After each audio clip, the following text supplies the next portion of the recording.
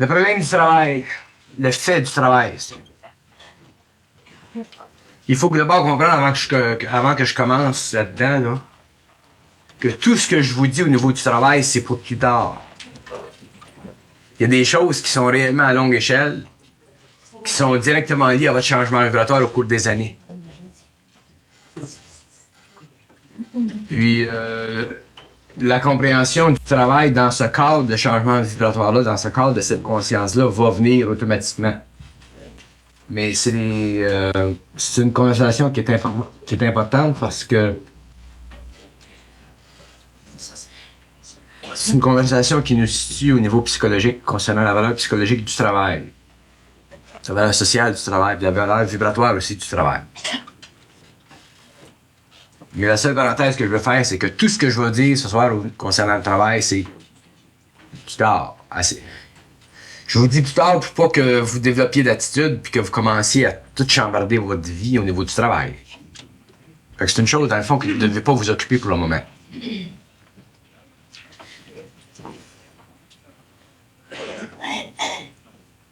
Au cours des années, nos vibrations changent. Notre corps astral change, notre corps mental change. Le changement de notre corps astral nous apporte un corps mental développé. Puis une fois qu'on commence à fonctionner au niveau du corps mental, on ne fonctionne plus au niveau du corps mental inférieur. De sorte que les valeurs sociales, les valeurs psychologiques, les valeurs normales qu'on puisse rattacher au travail, les valeurs qui nous sont inculquées par la société, les valeurs qui nous sont inculquées en relation avec notre éducation, changent d'une façon radicale. Je dis d'une façon radicale parce que rendu à un certain moment, la nature du travail n'importe plus. Tout ce qui demeure, c'est la qualité du travail. Et la qualité du travail est directement liée à nos vibrations. Je vous donne un exemple. Un type, dans sa jeunesse, aurait pu étudier pour devenir architecte ou ingénieur ou médecin. Puis une fois qu'il rentre dans le supramental, la conscience va l'amener petit à petit vers son intérêt vital. Et la conscience amenant l'individu vers son intérêt vital va le séparer de l'intérêt social qu'il avait auparavant en relation avec le travail. Surtout dans le domaine des spécialités, les gens qui sont spécialistes dans certains ouvrages. Ça ne veut pas dire que nécessairement les forces vibratoires vont changer la nature de votre travail. Surtout si le travail que vous avez est un travail justement approprié à vos vibrations depuis que vous êtes dans ce travail-là. Mais si c'est un travail qui n'est pas particulièrement ou parfaitement approprié à vos vibrations, autrement dit, si c'est un travail dans lequel vous n'êtes pas parfaitement à l'aise. Quand je dis à l'aise, là, je veux dire content, bien dans votre peau, où vous ne souffrez pas de l'influence extérieure de l'inconscience des autres. À ce moment-là, il y a des grandes chances que le rayon sur lequel vous êtes en évolution change vos vibrations à un certain âge pour vous amener dans un travail qui peut être totalement opposé à celui que vous faites, qui peut être totalement étranger à celui que vous faites, pour vous amener à ralentir votre rythme de vie, pour vous amener à découvrir d'autres facultés que vous avez, pour vous amener à vous relaxer parfaitement dans la vie, ce que le travail inconscient ou conditionné ne peut pas vous donner parce qu'il impose sur vous certaines conditions, soit de la part de la compagnie vers vous ou de la part de la société vers vous. Et le développement du travail, le développement de la conscience du travail, c'est un développement qui est essentiel parce qu'on devra toujours travailler jusqu'à un certain point. Et là, lorsque les gens ne seront plus obligés de travailler, c'est qu'il se sera passé quelque chose dans leur vie qui les soutirera complètement de la nécessité du travail, puis ces gens-là, à ce moment-là, seront dans une vie totalement occulte, où les conditions de vie seront rapportées de l'extérieur, c'est-à-dire de l'occulte, de l'invisible, de l'éther, et non du plan matériel. Mais le travail est extrêmement important parce que le travail vous permet de balancer vos vibrations. Ah, c'est bon pour l'homme de travailler. Mais aussi, le travail, à un certain moment, devient nuisible à votre évolution parce qu'à un certain moment, le travail emprunte trop de vos énergies émotionnelles. Et un travail doit être fait, vécu d'une façon totalement mentale. Si un travail n'est pas vécu d'une façon mentale, il sert à créer en vous de l'insécurité parce que le travail crée dans l'homme l'insécurité. Une des plus grandes fonctions du travail dans la société, ou un des grands corollaires du fait que l'homme doit travailler dans la vie sociale, dans la vie humaine, jusqu'à la cinquième race, jusqu'à la fin de la cinquième race, est indicateur de la grande sécurité de vie de l'homme. Autrement dit, si l'homme ne travaille pas, il ne mange pas. Lorsque l'homme sera en contact avec les terres, l'homme ne travaillera plus parce que l'homme aura des pouvoirs qui lui permettront de vivre sans travailler. Mais au cours de l'évolution, l'homme a été imposé de travailler. Et le travail dans ce cadre-là est bon et nécessaire parce que l'homme, n'étant pas en totale possession de ses pouvoirs créatifs, doit se servir de certaines énergies liées à son tempérament et à son caractère pour que se canalise un peu d'énergie. Sans ça, tu ne peux pas fonctionner. Tu viens, tu as des tensions. Alors, le travail est important. Mais à un certain moment d'évolution, lorsque l'homme rentre dans la conscience supramentale, lorsque l'homme a dépassé les stages de la spiritualité, lorsque l'homme a dépassé le stage de la psychologie, lorsque l'homme a dépassé le stage de la philosophie, lorsque l'homme entre dans lui-même, lorsqu'il entre dans sa conscience en lui-même, à un certain moment, c'est la conscience qui prend le contrôle de sa vie, par vibration. Et la conscience s'égalise entre l'homme, entre l'ego et l'âme, et éventuellement, il y a un rapport étroit entre les deux, de sorte que ce que fait l'homme, à ce moment-là, comme travail, est directement lié à l'harmonisation de plus en plus grande des forces entre l'âme et l'ego. C'est pour ça que si le travail retarde l'évolution de l'homme, l'homme ne le réalise pas toujours que son travail retarde son évolution. Mais si l'homme juge que l'homme est retardé dans son évolution par son travail, éventuellement, l'âme, à cause de la sensibilité de l'individu, parce que c'est par le biais de cette sensibilité-là qu'elle agit, l'âme changera suffisamment les vibrations de l'individu pour l'amener à la découverte d'une autre façon de s'approprier des fonds pour vivre matériellement jusqu'à temps qu'il y ait des changements dans sa vie sur le plan occulte. Mais l'âme est extrêmement patiente. Elle est patiente dans ce sens qu'elle connaît l'avenir de l'ego et elle sait et elle connaît les détournements que doit suivre éventuellement l'ego pour en arriver éventuellement à une plus grande fluctuation de ses rapports avec elle. Et plus les rapports entre l'âme et l'ego sont étroits, plus l'ego sent l'obligation de vivre dans le champ de son intérêt vital. L'intérêt vital qui est la façon de vivre ce que doit faire l'ego dans son rapport avec l'énergie créative de l'âme. Et comme j'ai déjà dit, l'intérêt vital n'est découvert par l'ego que lorsque l'ego est suffisamment dans la lumière de l'âme pour pouvoir absorber l'énergie créative de l'âme, parce que l'intérêt vital, c'est une énergie créative.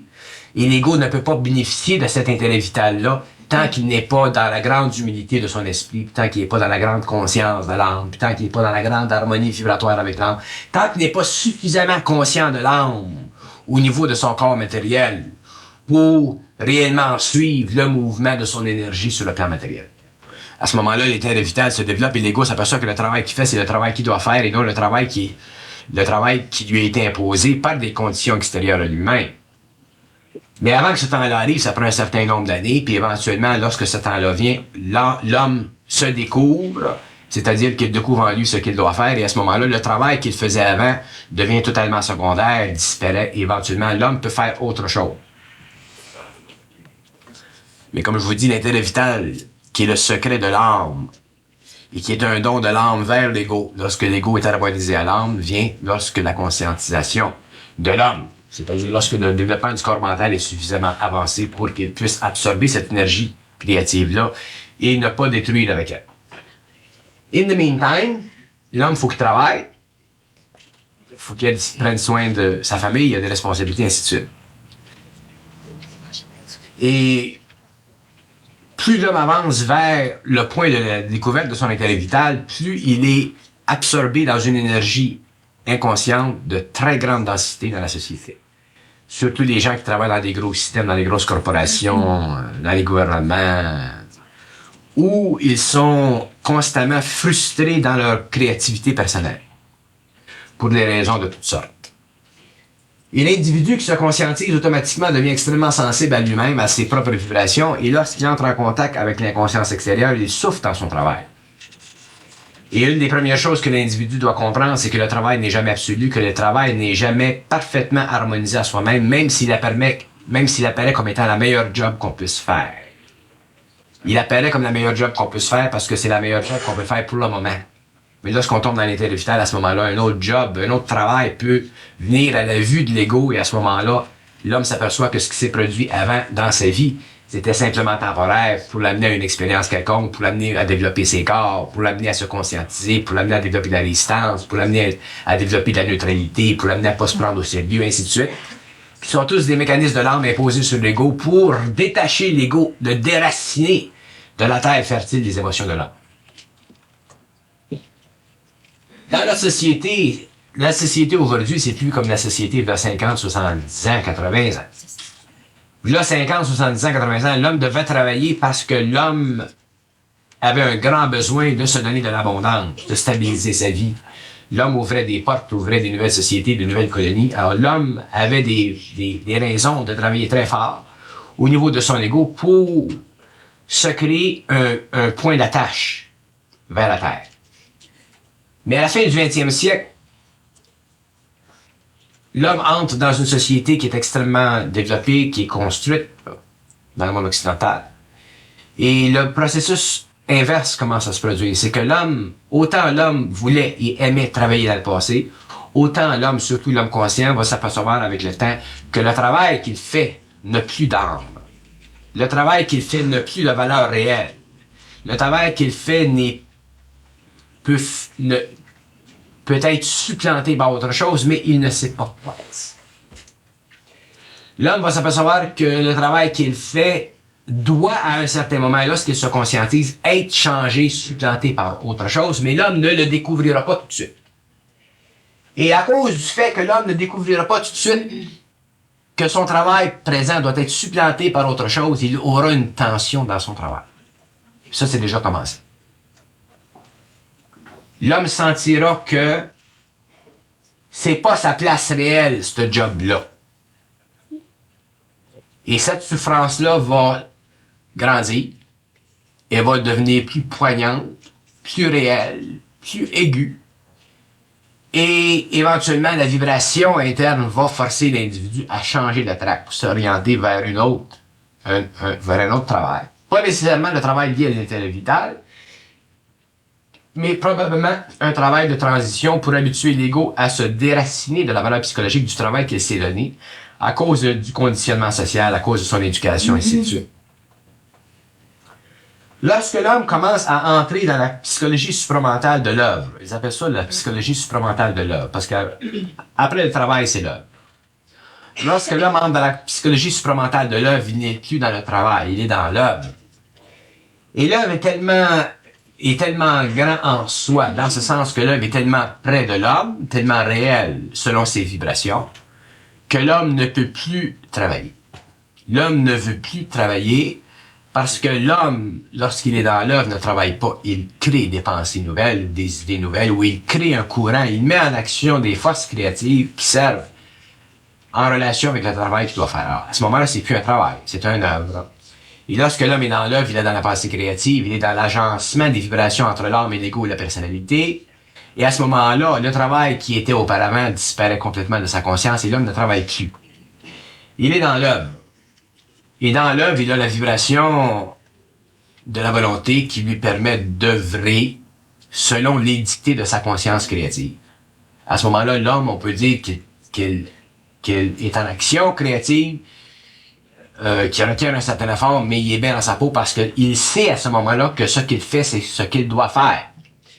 Mais tant que l'homme ne sait pas ce qu'il doit faire, il est perturbé au niveau de sa psychologie, parce que sa psychologie est orientée toujours de plus en plus vers un équilibre. Et l'équilibre de la psychologie est impossible, parce que la psychologie de l'homme, ce n'est pas la psychologie de l'âme.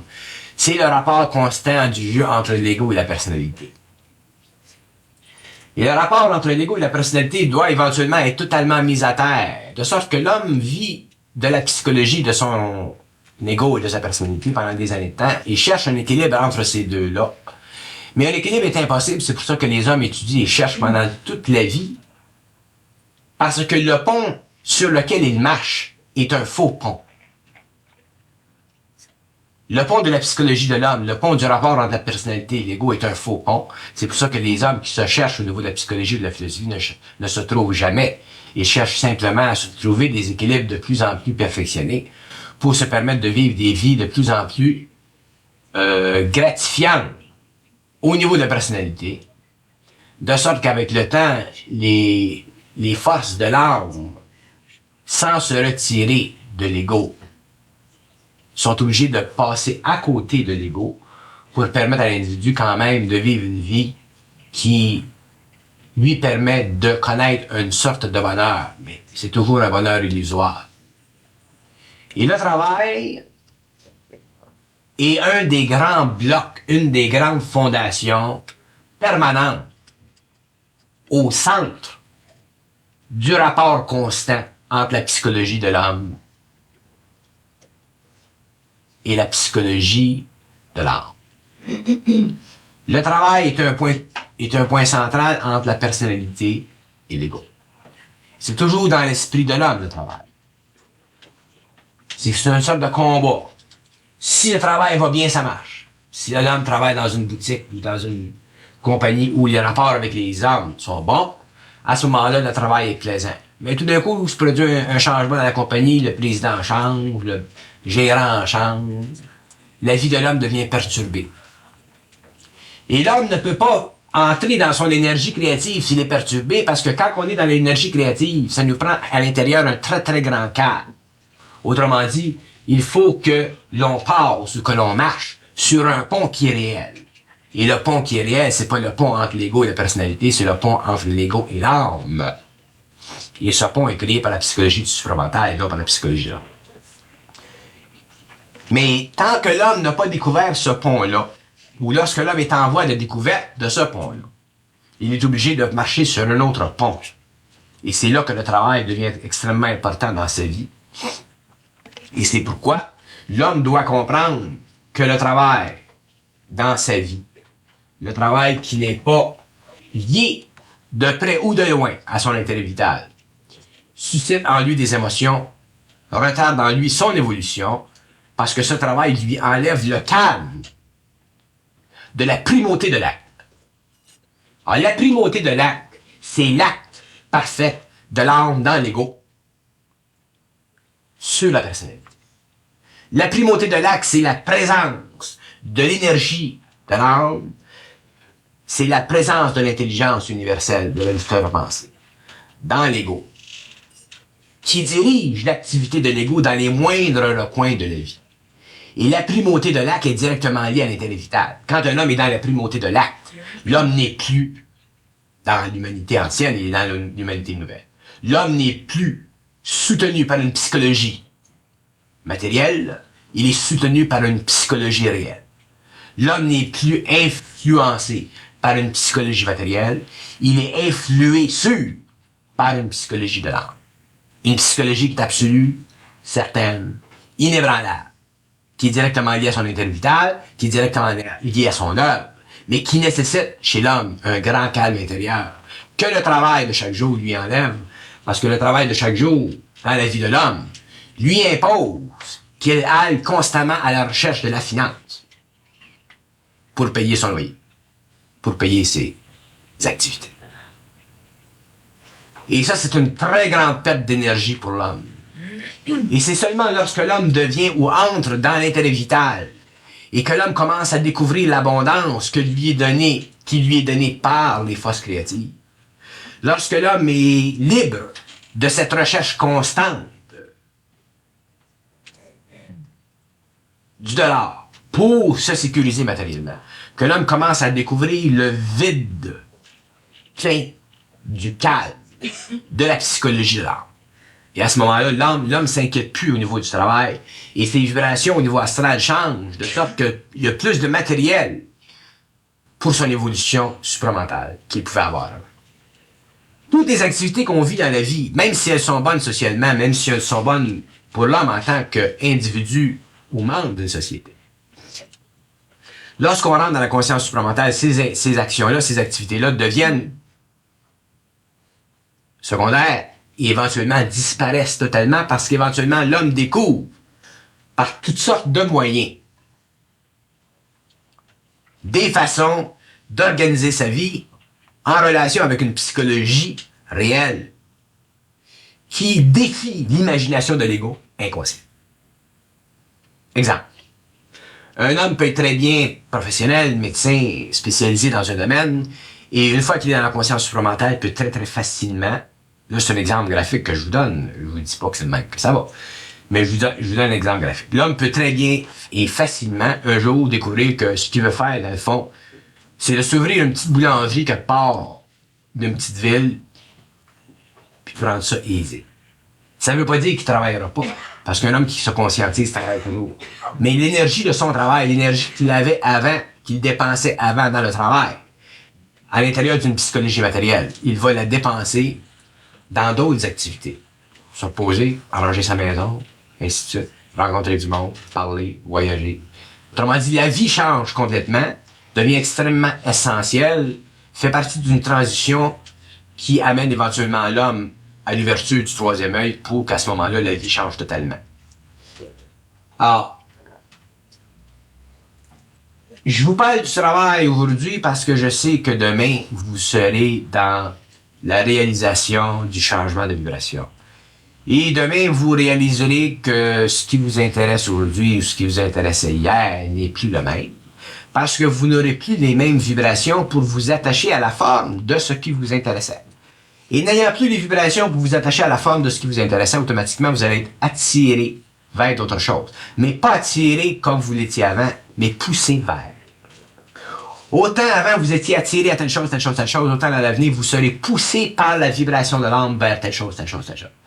Mais pour que vous puissiez vivre cette pression de l'âme vers telle chose, telle chose, telle chose, telle chose, il faut que vous soyez dans la vibration de l'âme, il faut que vous la sentiez, et vous la sentez au fur et à mesure qu'elle se fait sentir, et lorsque c'est le temps, à ce moment-là, vous êtes outillé pour suivre la direction de cette poussée-là, et ne plus jamais regarder en arrière. Naturellement, si vous vivez dans une société ou si vous travaillez dans un organisme où vous avez énormément de responsabilités, où vous êtes extrêmement conditionné par la forme de ce travail-là, il est évident qu'à un certain moment, vous allez vous questionner sur le fait que vous sentez en vous la nécessité de changer d'orientation. Et plus la forme est puissante sur votre personnalité, plus ça va être difficile. Et plus les conditions de vie imposées sur votre ego par l'âme vont être précises. Exemple. Aujourd'hui, vous avez une bonne job dans l'industrie, vous travaillez, comme, je sais pas, vous êtes manager, vous êtes gérant d'un plan de production. Ça marche, vous avez de la sécurité, jusqu'à un certain point. Un jour, les vibrations viennent. Il y a eu un conflit entre vous et votre patron. Parce que ça prend simplement une ouverture. L'âme fonctionne toujours par ouverture. La crise, je parlais de la crise. Il y en a toujours une crise. Puis à ce moment-là, le choc vibratoire, le changement vibratoire est tellement intense que ça vous pète la balloune. Et autant hier, vous étiez intéressé à travailler, vous aimiez ça travailler, vous faisiez de l'overtime pour travailler, autant demain matin, vous êtes plus intéressé. Il y a eu un changement vibratoire qui s'est opéré en vous, et c'est parti de ce temps-là que vous allez commencer à prendre conscience de la nécessité de vous orienter autrement dans la vie, et vous allez chercher, et vous ne trouverez pas la direction dans laquelle vous devez vous orienter. De temps en temps, vous allez en trouver une, puis après ça, vous allez vous apercevoir que c'est pas celle-là, c'est un autre. Et ainsi de suite. Vous allez faire des mouvements comme ça, comme ça, comme ça, comme ça, comme ça. Puis pendant ce temps-là, l'énergie de l'âme va pénétrer de plus en plus. Et lorsque ce sera le temps, vous saurez ce que vous aurez à faire. Mais vous saurez jamais ce que vous aurez à faire au niveau de votre ego. Rappelez-vous bien de ça. L'intérêt vital, est un secret de l'âme et n'appartient pas à l'ego. Il est découvert à l'ego lorsque l'ego est en rapport vibratoire avec l'énergie de l'âme.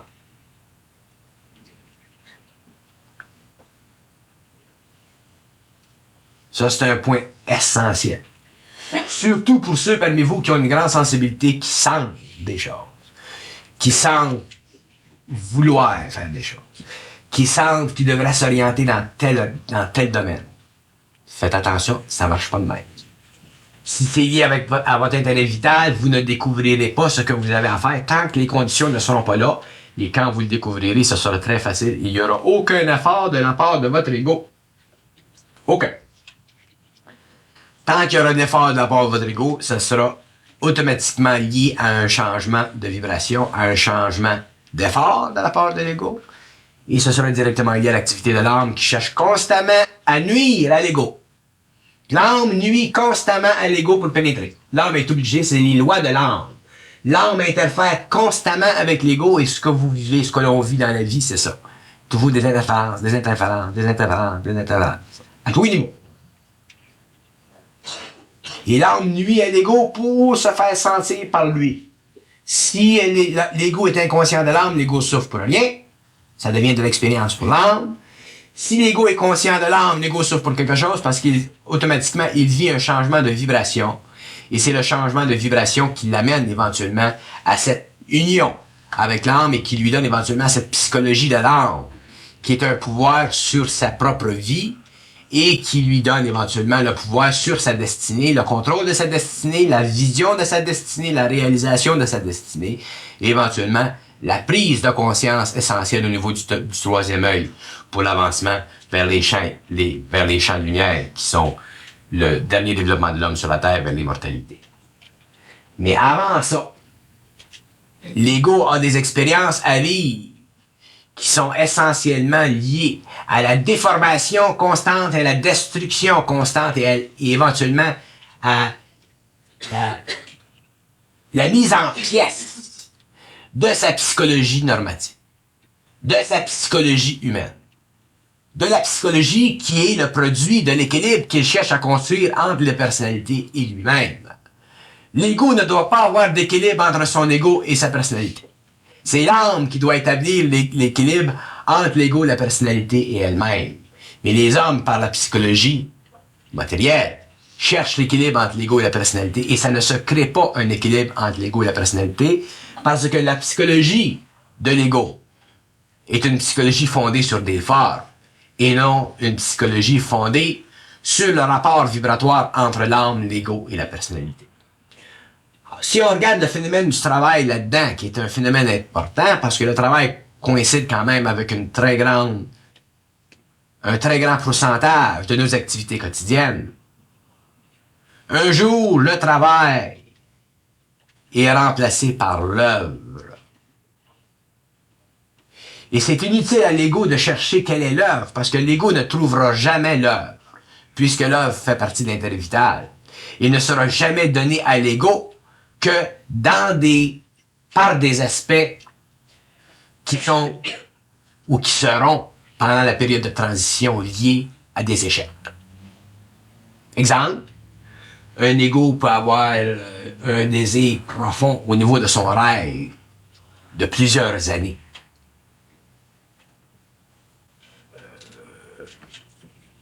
D'écrire. L'ego, il a un rêve, il aimerait ça écrire.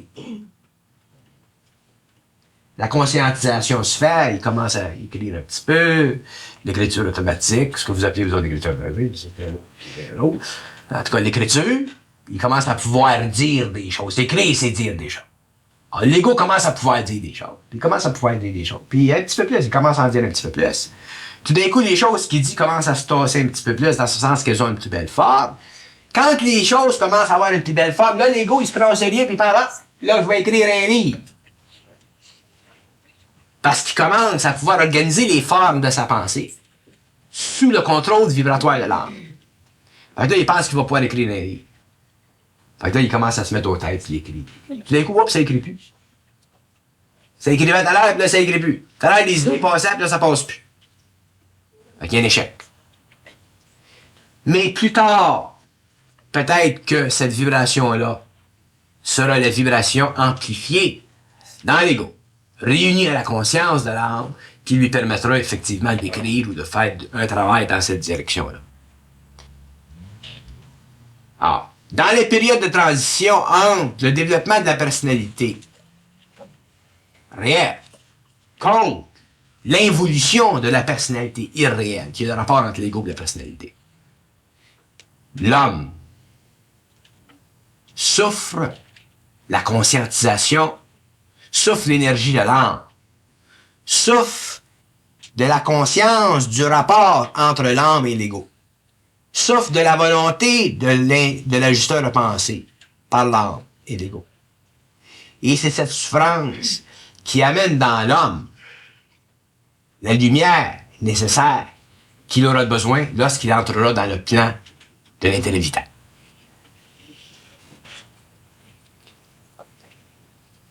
Alors, le travail, pour le moment, pour la période de transition, pour la période du mouvement vers cet intellect vital, pour la période du mouvement vers l'union entre l'âme et le personnel et l'ego, l'homme doit comprendre que le travail qu'il fait aujourd'hui, qui est considéré important aujourd'hui, pour quelque raison que ce soit, demain ne sera plus important. Demain, ce travail-là pourrait être totalement mis de côté. Quelle que soit la profession de l'homme. Là, je vous parle pour demain, 3 ans, 4 ans, 5 ans, 2 ans. Selon votre plan de vie. Et lorsque l'homme découvre à ce moment-là que le travail qui a changé d'échelle, à ce moment-là, il commence à découvrir le calme de l'absence de la vertu du travail. Je m'explique. La vertu du travail, c'est la valeur psychologique que l'on donne au travail. Valeur psychologique qui nous est imposée socialement et qui relève de la forme qu'on a accumulée depuis des années de temps. Exemple, un médecin, un ingénieur. Je parle surtout des professionnels. Parce que quand t'es plombier, c'est moins... Tu peux trouver une vertu de travail quand t'es plombier. Mais je veux dire, je prends une forme plus forte. Parce que je veux toujours aller à l'extrême pour...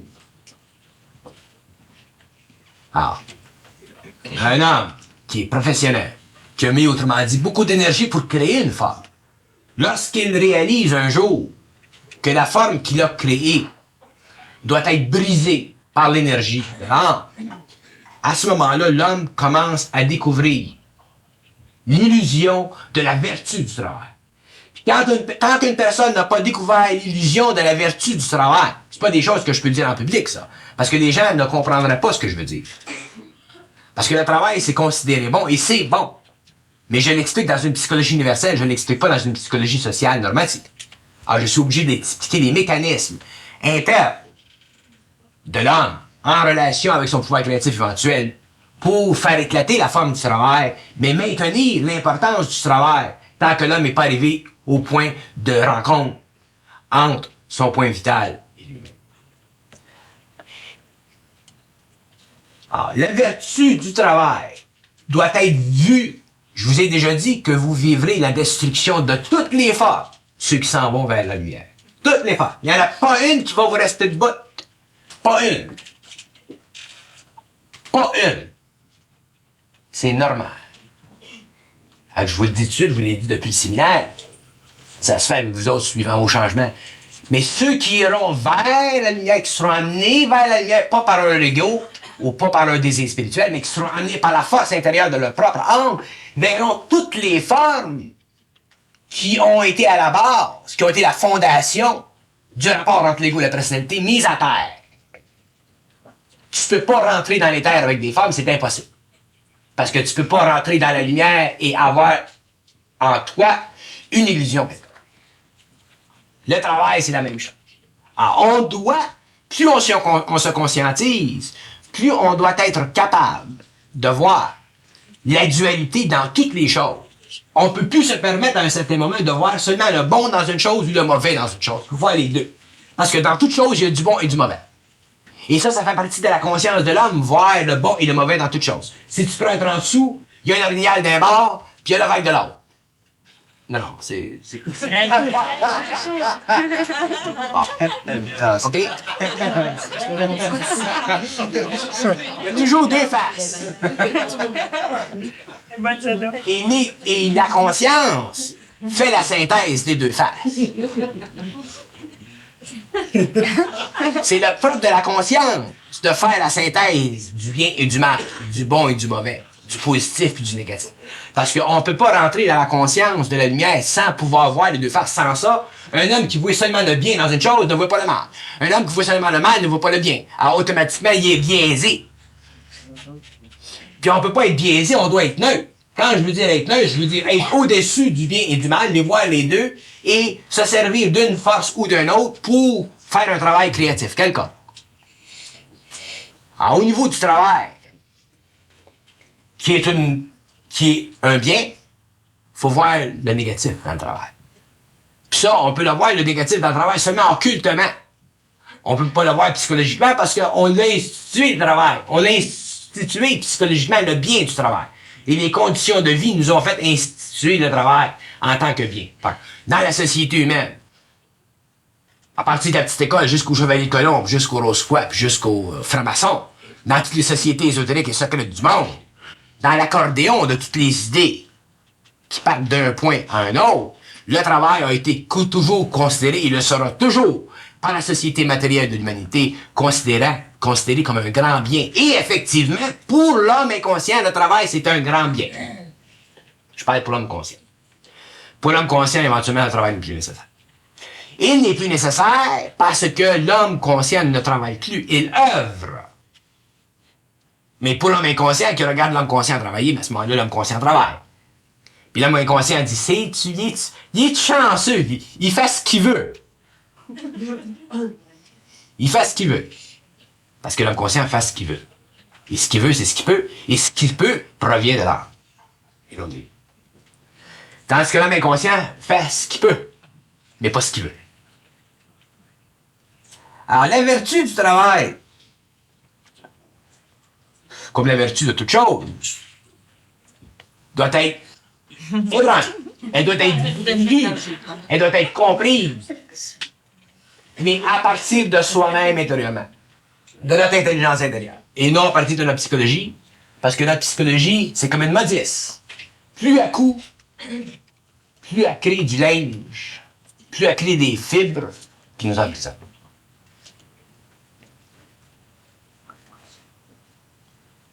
Comprendre la valeur réelle du travail en relation avec le développement de la conscience universelle en soi, c'est déjà comprendre trois choses dans notre vie. C'est comprendre qu'on n'a pas besoin de travailler, c'est comprendre qu'on doit travailler, c'est comprendre qu'un jour on ne travaillera plus. Ça va tout ensemble. Ah, qu'est-ce que j'ai dit? On doit travailler. On doit travailler, qu'on n'a pas besoin de travailler. Qu'on travaille. Qu'on doit travailler, ça veut dire qu'on doit travailler temporairement jusqu'à temps qu'on n'ait plus besoin de travailler.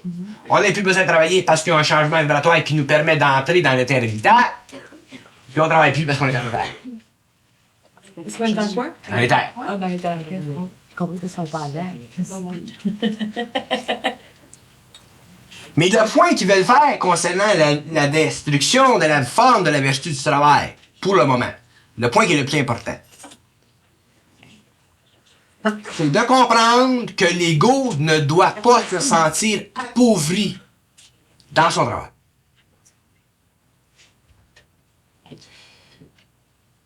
Pour que l'ego ne se sente pas appauvri dans son travail, il ne faut pas qu'il considère son travail comme important. S'il sent son travail important, l'ego, automatiquement, il va être appauvri dans son travail parce qu'il ne pourra jamais remplir son travail de son intelligence créative. Parce que le travail est directement lié à la société. Exemple. Tu travailles d'une compagnie, comme ingénieur. Faut que tu fasses une route. Toi, tu sais que la route, elle devrait être faite par là, mais les budgets fassent l'affaire par là. Fait qu'automatiquement, si tu réalises pas que ton travail n'est pas important, tu vas être appauvri dans ton travail. Comprenez-vous ce que je veux dire? Tu vas perdre de l'énergie créative, tu vas souffrir, tu vas gueuler. C'est pour ça que les gens gueulent aujourd'hui à gauche pas à droite dans la société. Parce qu'ils sont appauvris dans le travail et on est appauvris dans le travail quand on se prend au sérieux. Fait que tu vois que ça se tient toute l'affaire. C'est comme un puzzle. Puis il dit qu'un homme qui les écoute, puis les comprend, qui en arrive à les comprendre, se libère éventuellement de la psychologie de l'homme, éventuellement rentre dans la psychologie de l'homme, puis éventuellement rentre dans la lumière. Mais il faut les écouter. On les écoute, effectivement. Mais il faut les comprendre avec le temps, puis on les comprend quand c'est le temps. Mais quand on les comprend maudit pas. Quand t'es comprends, t'es comprends. Tu peux pas les comprendre tant que t'es comprends pas, mais quand t'es comprends, puis c'est final, c'est inévitable, c'est ça se discute plus, parce que y a plus de fondation au niveau de la psychologie de l'homme pour donner à la forme un support illusoire plus grand et plus efficace. Autrement dit, il n'y a plus d'argumentation, c'est le même. Quand même ton boss, il dirait, t'es bien cave, tu donnes une job de 50 000 $ par année, tu sais pourquoi est-ce que tu le fais. Puis il dit que beaucoup de personnes, d'ailleurs l'homme moderne, est appauvri dans son travail parce que son travail ne coïncide pas avec sa vibration intérieure.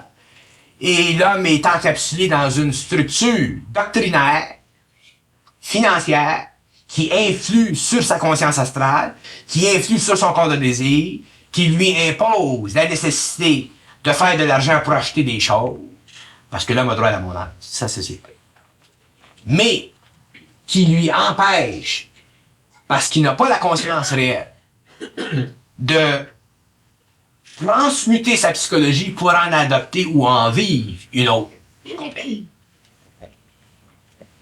Alors, l'homme est appauvri, puis après 40 ans, 25, 30 ans de travail, il s'aperçoit qu'il a donné, il a vendu son âme à compagnie, puis on lui donne une belle vente en or pour son départ à 55. Il n'y a plus d'énergie.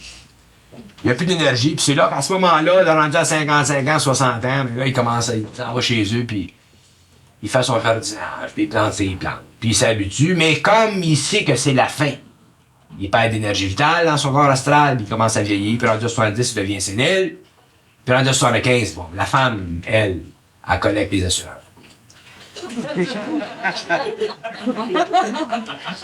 C'est le même que ça marche.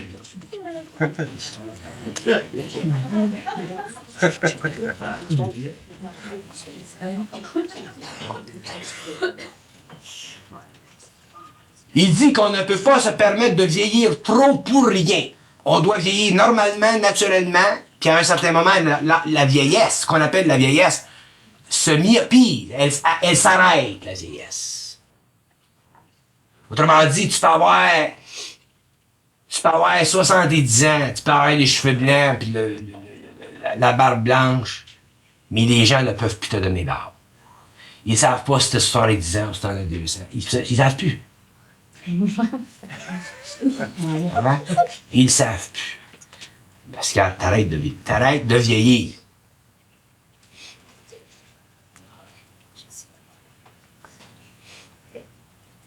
Le travail est totalement incompris de l'humanité et le travail sera vécu d'une autre façon, compris d'une autre façon par les enfants de la nuit. Parce qu'autant il est bon, autant il est nécessaire, autant il fait vieillir quand on ne le vit pas d'une façon réelle. Parce qu'il dit que tout ce qu'on vit dans la vie, quand on se conscientise, tout ce qu'on vit, on le vit pour un travail sur nos corps. Alors, tant qu'on fait quelque chose dans la vie, qu'on vit quelque chose dans la vie, qui n'est pas un travail sur nos corps, c'est parce qu'on n'a pas la conscience de notre vie. On est dans l'existence de notre vie. Une fois que tu es dans la conscience de ta vie, que tu fasses n'importe quoi, comment tu seras chauffeur de bus, il y a un travail sur les corps qui se fait. Il y a un travail sur les corps. Quand tu es en dehors de cette conscience-là, il n'y a pas de travail sur les corps. Tu vis simplement au niveau de l'expérience. Et l'homme ne peut plus se permettre de vivre au niveau de l'expérience. L'homme doit vivre simplement au niveau du travail qui se fait sur les corps pour qu'il en arrive éventuellement à sortir totalement du champ d'expérience parce que son intelligence est devenue tellement grande qu'il n'est plus capable de faire les erreurs psychologiques qui ont miné sa vie à cause de l'enracinement dans les formes qui sont venues de l'extérieur vers lui.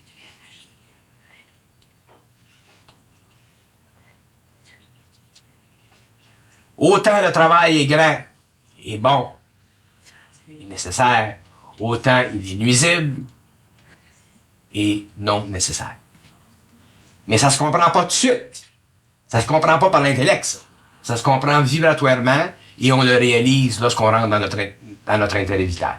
C'est pourquoi il vient un moment lorsqu'on a fait suffisamment, lorsqu'on a œuvré suffisamment sur un plan d'action matérielle, on cherche à œuvrer, parce qu'on œuvre toujours, l'homme en évolution œuvre toujours, que ce soit sur un plan ou sur un autre. On cherche éventuellement à œuvrer sur des plans qui sont plus faciles, qui sont plus harmonisés, et où il y a une moindre perte d'énergie pour qu'on puisse se servir d'une façon plus efficace de notre énergie interne. L'affaire du travail, ça va bien loin.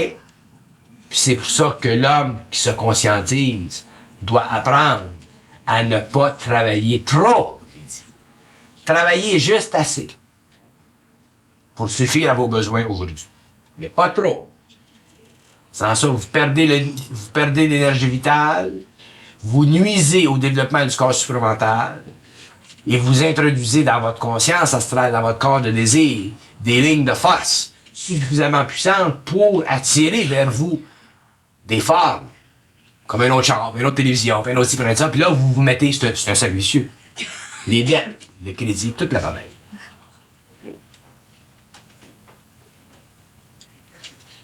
Je vais vous dire une expérience que je connais de ma propre expérience. Quand un homme n'a plus besoin de travailler, il vit totalement à l'intérieur de lui-même. Quand tu n'as plus besoin de travailler, là, tu vis totalement à l'intérieur de toi-même. Tu ne vis plus à l'extérieur de toi-même. De sorte que le monde pourra tomber en pièces. Ça change absolument. Mais pour en arriver à ne plus avoir besoin de travailler, plus avoir besoin de travailler psychologiquement, il faut être très conscient de l'âme. Parce que l'âme